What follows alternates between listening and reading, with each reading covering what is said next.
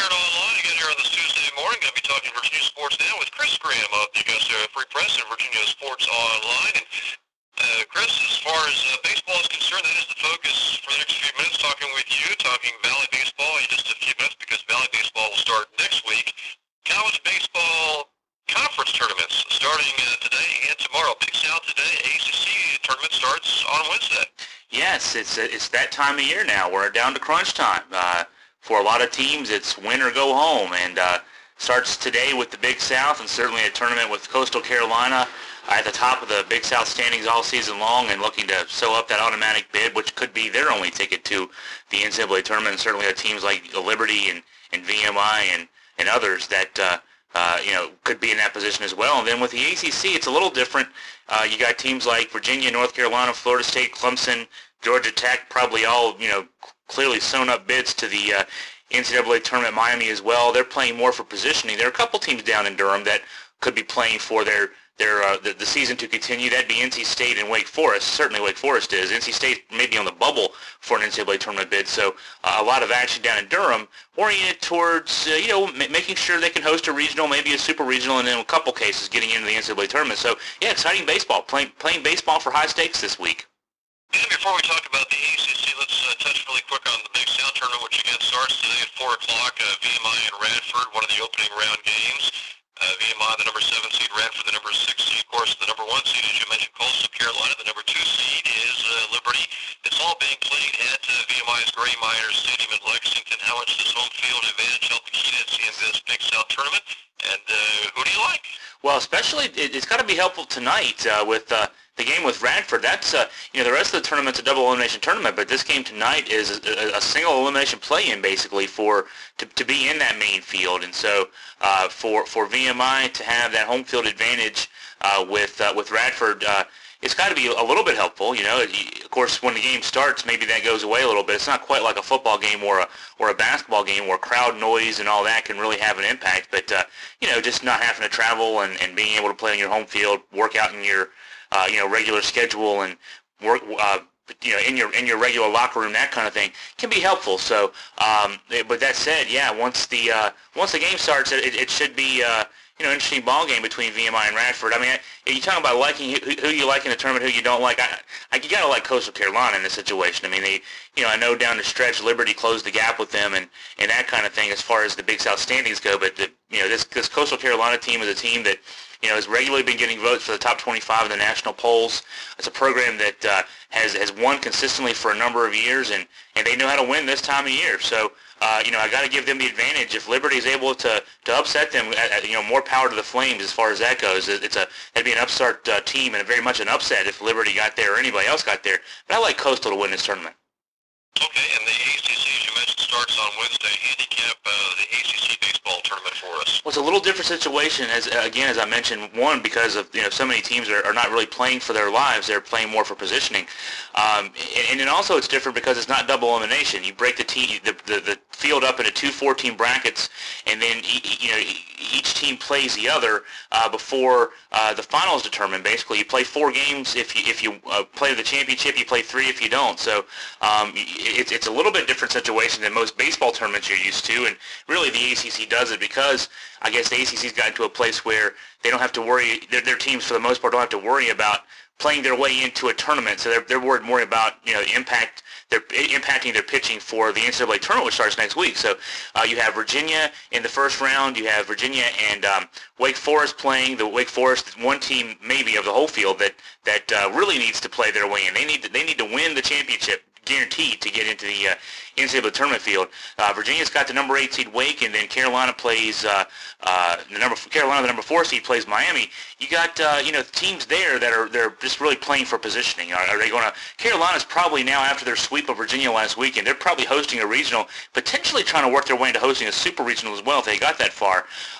That's an interesting bracket on that side. Then on the other side of the bracket, you got Florida State, North Carolina State in the first round, and then the other 2 teams in that bracket are Clemson and Carolina, Florida State and NC State, Clemson and I'm losing it here. Georgia Tech. Georgia Tech is the other team in that bracket. Georgia Tech's another team that's probably going to host a regional, could be in position for hosting a super regional.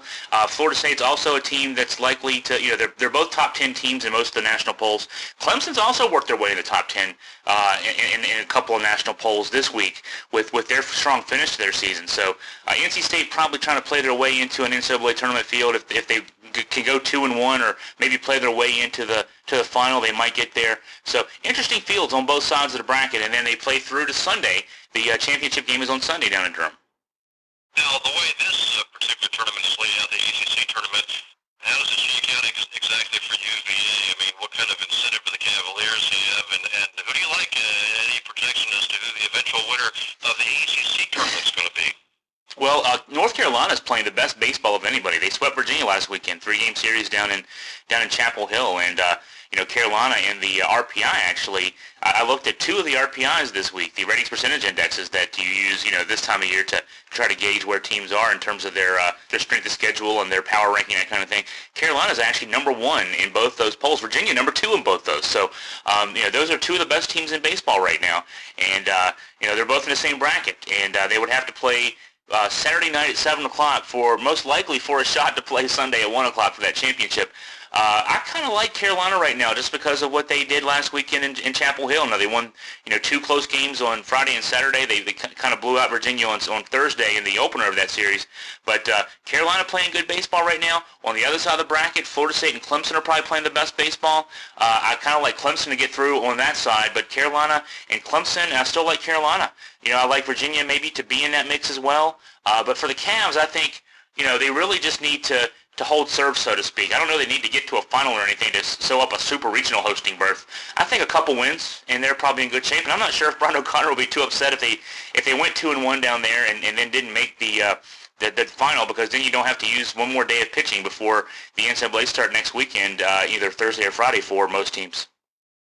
Okay, before we talk about the topic of Valley League baseball, really quick, what's the latest when it comes to college lacrosse postseason tournament action? Well, the Final Four field has been set. This starts this weekend on Saturday in Baltimore, and it's going to look like the ACC tournament again. 3 of the 4 teams in the men's lacrosse Final Four are ACC teams. Virginia with an upset win on Saturday, knocking off the number 2 seed Cornell, and then on Sunday, a pair of upsets.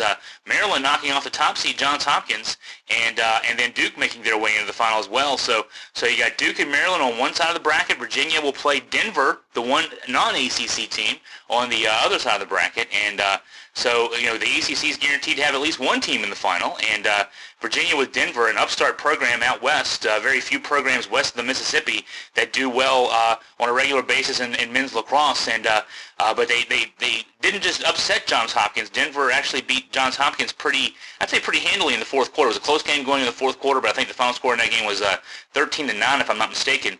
And so a tough road to hoe for Virginia, but you talk about an improbable run for these Cavs.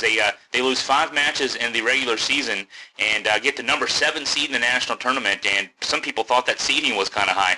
And they now have made their way into another Final Four, 4th straight Final Four for Dom Starsia. They were just sandbagging all season, or are they by miracle, I guess, really caught fire? They've really caught fire. I don't think there was any sandbag. I mean, you talk about a team loaded with talent. The ACC Player of the Year is still Stanwyck. But then some issues pop up towards the end of the season. I mean, they only lose the 5 matches, but the 2 of their star players, the Bratton twins, Ramel and Shamel Bratton, are basically let go from the team. 2 senior leaders on this team for undisclosed team violations. And so maybe there was something there. Dom Starsia riding the ship a bit. If there's a message being sent to the players, it is the team and the program is much more important than any individual players. And since that, which a lot of people said, after seeing that happen, said, well, there's no way this team, which with the Bratton twins lost 5 matches, will do anything in the NCAA tournament. They had to rally to win in their opener in the NCAA tournament against Bucknell. They actually beat Cornell pretty handily. Again, I think it was also a 13-9 score that Virginia beat Cornell by, but they beat the number 2 seed at their own game, really playing great defense and scoring it in bunches when they needed to. So I think maybe a message was sent by Dom Starsia, and that team has really rallied around Starsia, who now with the win over Cornell on Saturday now has the career record for wins by a coach in Division I, 327 wins by Dom Searcy at Division I there with the bulk of those wins coming at Virginia. So yeah, I think maybe he did. The veteran coach said, "This is our team, this is our program, and we're going to win it the right way," and the teams responded. Hey Chris, really quick, Valley League Baseball starts next week. Yes, we are just 10 days away from the start of play for the Generals, and the opening day actually for the league. There's one game on Thursday, June 2nd, so we're not that far away, and we'll be expecting our players in for our first practice next Monday, Memorial Day. So yeah, right here, and in fact, making this story a little personal, we'll be keeping a Generals player this summer. So my wife and I, Crystal, will be hosting a player. We got the room all ready for him, and I had to move some things around to get that space ready. So that's Valley League Baseball in a nutshell. It's a community game with NCAA. How tough is it those first few games? Because as you mentioned, you don't get a whole lot of practice time together. I mean, for at least those first few games of the season, are the players kind of feeling their way around, trying to get used to each other? There could be some of that, but baseball's probably the easiest sport to do that with of the major sports that we play here in America. Football, certainly you need to have a lot of time to run plays, to set up offensive line blocking and defensive schemes and quarterback cadence and all that stuff. And basketball, you need to run, a system of some sort, so you need to be able to at least work for a few days with plays, and even then it can be kind of choppy until guys' chemistry get to work together. With baseball, there's really not a lot. I mean, on offense, you hit the ball, get on base. Do you steal? Do you hit and run? That stuff's pretty consistent no matter who's at bat, who's on the bases. In the field, you hit your cutoff man. The cutoff man's probably the same, as far as no matter what school you play at or what team you play for. There's a little bit of chemistry between your second baseman and shortstop on the double play. A little bit of work between certainly between the catcher and pitcher in terms of calling pitches. But for the most part, college teams these days, and certainly Valley League teams, have either the pitching coach or the head coach will call the pitches through the catcher, so maybe not even as much of a rhythm there as is between the catcher and the pitcher and the coach. So I think it can be, it's probably the kind of thing that there still is a little bit of adjustment period, but maybe certainly not as much as there would be in football or basketball. So that's how these guys can come in literally with about a week together and really forge good relationships quickly enough to be able to play good baseball. Okay, Chris, any final thoughts? Anything else sports-wise coming up in the next couple of days for both the Augusta Free Press and Virginia Sports Online? Yeah, just a lot of focus on these college baseball tournaments this week, just to see certainly what happens in the Big South and then in the ACC and also the CAA. CAA, James Madison will be the top seed in the CAA tournament, and we'll see if the Dukes, who also got some votes for top 25 consideration this week in the national polls, can they hold on? I think they still need to win the CAA tournament to get that automatic berth. I don't think they're going to get an at-large berth necessarily to get in the tournament. So can JMU hold on, or one of those other CAA teams jump up and knock them off? So a lot to keep up with this week. Okay, Chris Graham of the Augusta Free Press and VA Sports Online, talking sports here at Virginia Sports, as always, on this Tuesday, and we'll come back for more of the show on Classic Country AM 1450 right after this.